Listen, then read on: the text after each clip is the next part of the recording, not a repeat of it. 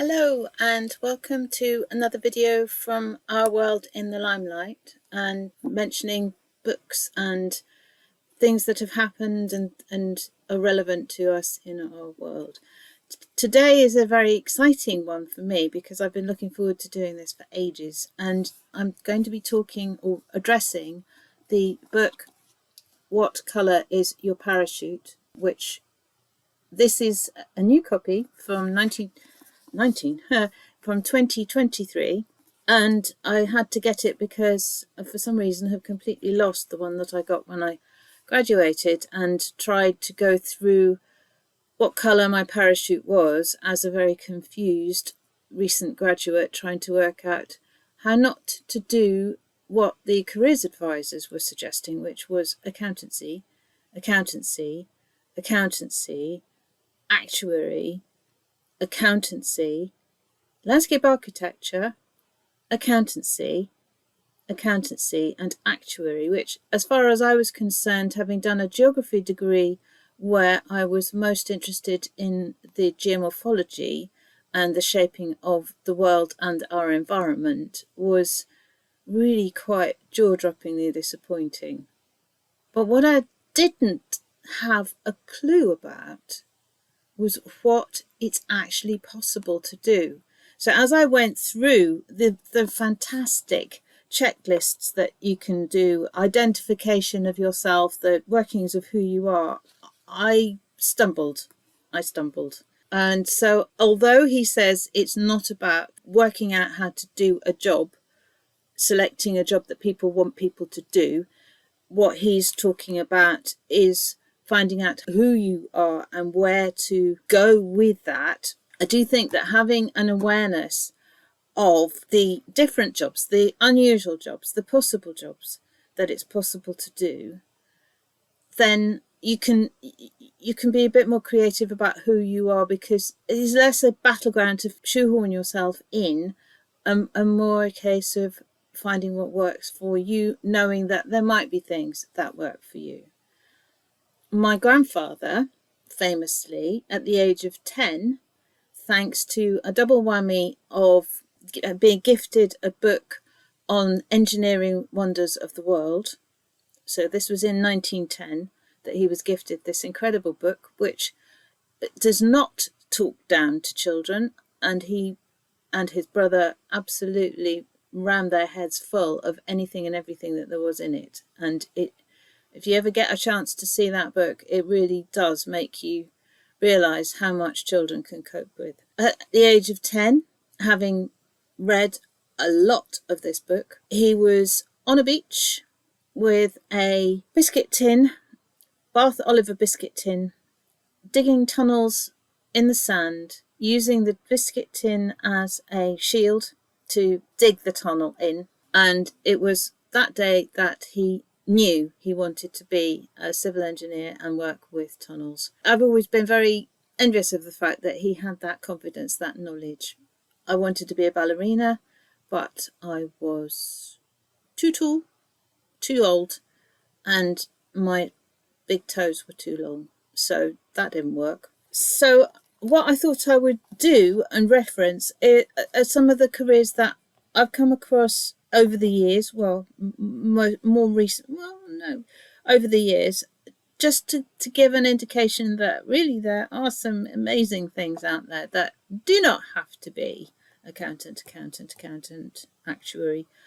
And in fact, there are many, many different strands of being an accountant. So it's very simplistic to just have that. There is a thing called bio-ballistics, which is a study in fungi where mycologists look at the explosive nature of fungal spores and measure the speed, the height, the velocity of these fungal spores. And that is related to the spread of different species, but it's also related to the spread of some diseases. And I came across it when I was researching some diseases that were coming across from the continent to eastern England, and I was trying to see what people were doing in order to be able to reference it in something, probably a blog. Bio-ballistics has always been a fascinating idea you can be an environmental geologist, and if I'd known about that, then I probably would have used my civil engineering and geography together and the geomorphology,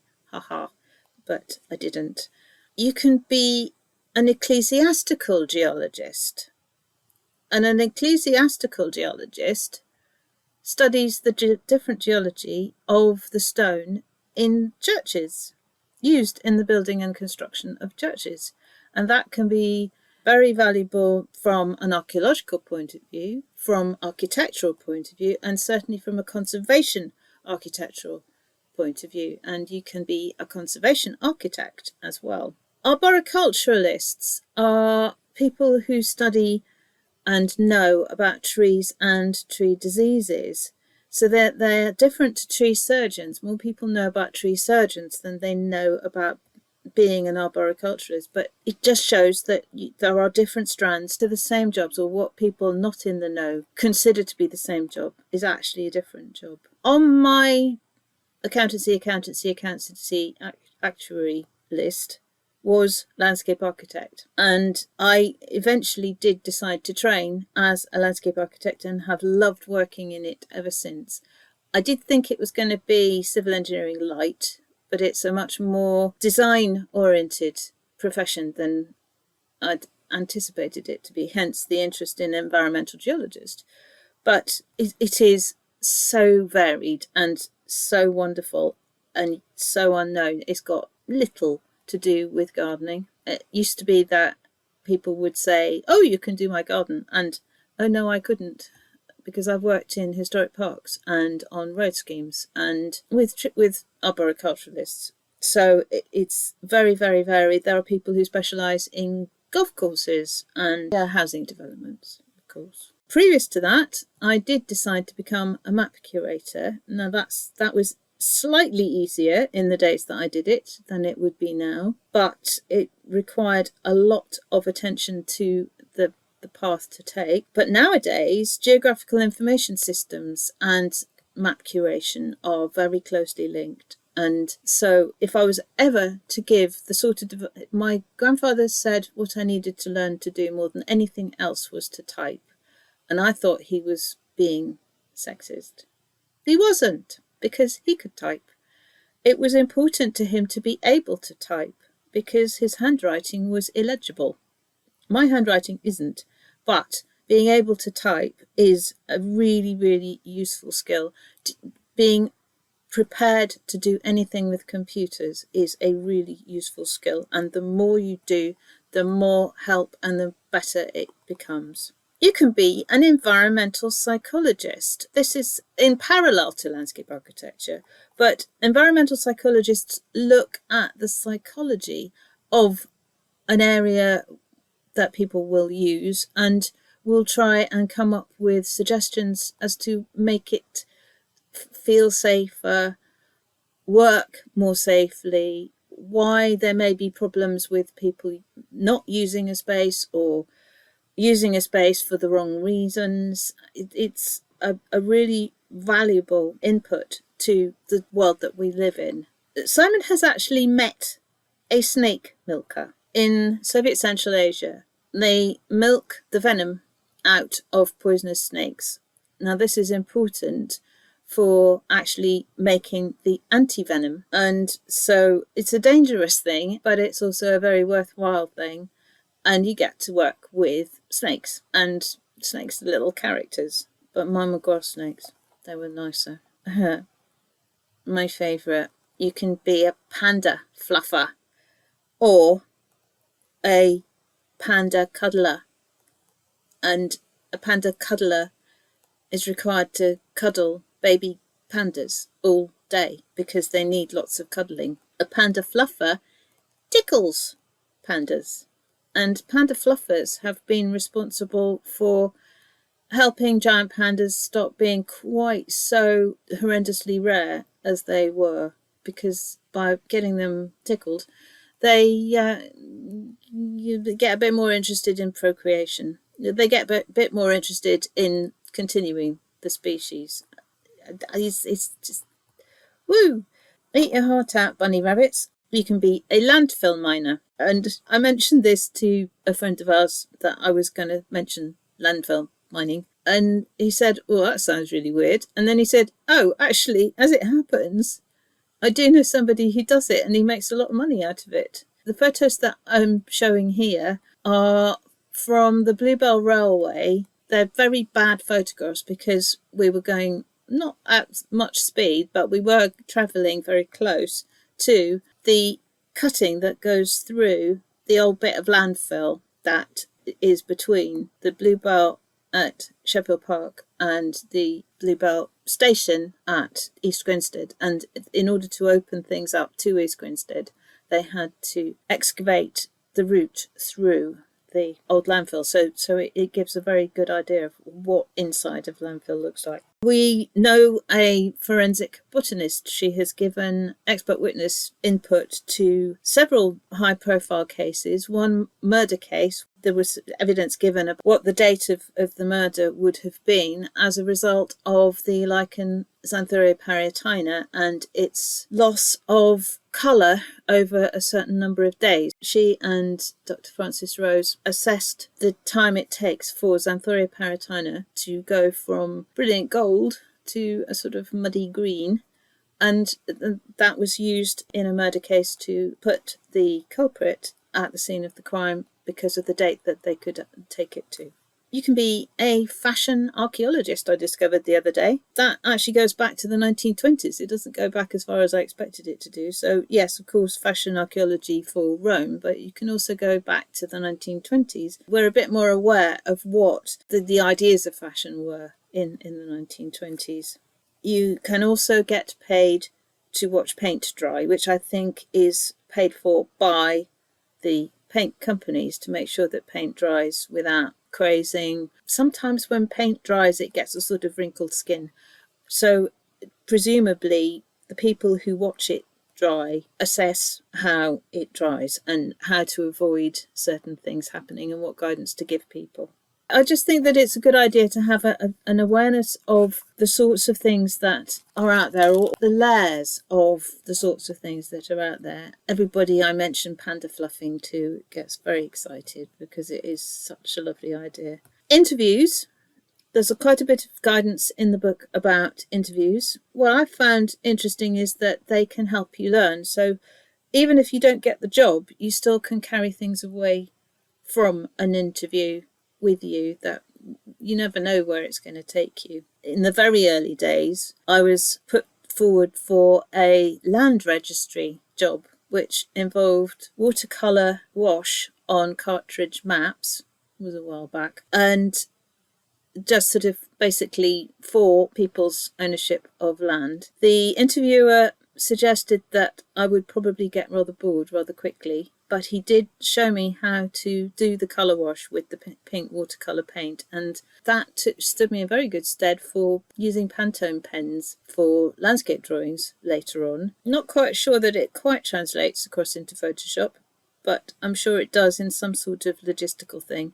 One of the tips was, if you're going to have a bit where you stop, then you line up the bit where you stop against the edge of a field boundary or something that's got a mark, so that you're hiding that mark edge to what you do. And so that can be quite useful if you're marking out an area. Somebody was commenting on the fact that the structure of what colour is your parachute seems to be in a way that they didn't consider the logic to work. I have had to work with people on computers on all sorts of things, give guidance on all sorts of things, and people learning will often ask questions in a way that those of us who know find a back to front way of doing it. Trying to teach my mother how to use her computer is a perfect example. But it's only when you know the answers that the nuances that you're trying to put across make sense. Until then, it's only possible to function on what you think you need to know or what you think you want to know. And that is always going to be the stuff that you need to know something else first, but you don't know you need to know something else first. So from that point of view, the structure of this book is probably targeted at those people who ask those questions that we try to avoid being irritated by but can't help but be irritated by. So I think it's quite fascinating that he did it that way. And I don't think it's a problem. I think it's a solution. But I can't get my brain to work that way. There are two really, really good bits for when you're stressed. There's one good bit for when you're stressed, and it's the bit that I managed to do. A checklist of skills. And what's lovely is that he suggests a good number of different skills. He suggests a list of 248 skills as verbs, which he says are not supposed to be the end of all skills. So if there are skills that you have that aren't on the list, then there's no reason not to put them on. There are two columns. There's the I've got these skills column, and then I've got 5 that I really, really like using. So you don't have to pick your 5 to begin with. You can pick all the skills, and then you'll know by the time you've gone through that list and get it down to a few, and then get it down to 5, and that helps. And then there's what is a famous part of this book is its flower. So it's got 7 petals of people to work with, working conditions, transferable skills, knowledge, salary range, places to live, and goal, purpose, mission in life. So what it is you really want to do. Life, work, balance, I don't know. It's how you define success. But it's, as I say, I bailed on doing it. But apparently I have talked about this book on a regular basis. One interesting thing is that very often your brain will take on more than you realise when you read these things, and even if you don't finish it, there's fizzing, and the fizzing can actually get you to places that you don't realise you've got to. So highly recommend it. It's a fabulous book, but I also highly recommend not just looking at the obvious careers, because there are some stonkers, there really are. And panda fluffing is just one example. Thank you very much for watching this video. It has been a joy to do the research, to dig around, to have a think about, and careers and the variety of possibilities and the meaning of the life that you lead becomes such an important thing. As the retirement age gets higher and higher, it becomes more and more important to have a career that is meaningful, that you'll actually want to do and stick with.